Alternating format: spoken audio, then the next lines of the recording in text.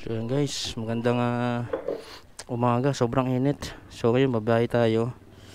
So biyahe tayo tapos mamimigay tayo ng tubig para sa mga enforcer riders, mga delivery riders, MC taxi, or makikita natin nagtatrabaho sa daan kaya sobrang init nga.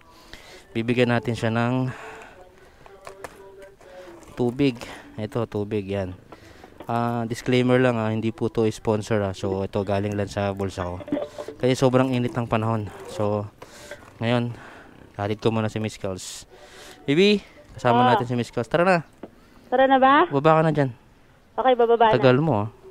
So yun guys, syempre big shoutout sa EJS Kuwait namin na Intercom Philippines. Yan, solid quality yung yung boses namin, maliwanag.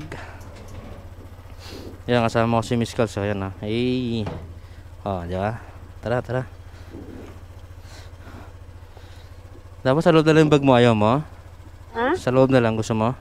Oo, pwede. So yan guys, pwede na kami. Let's go.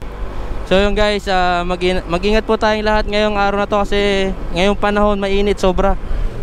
Yun nangyari sa Grab rider. I love Jesus, buti siya, okay naman siya. Salute sa Angkas rider na tumulong sa kanya. So yun, yung gagawin namin ni Miss Kels, may bigay kami ng tubig.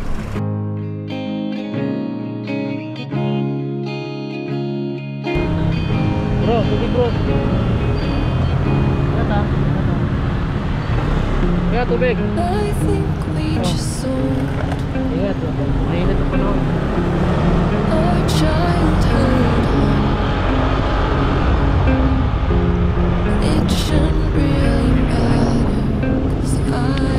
Bro, tubig.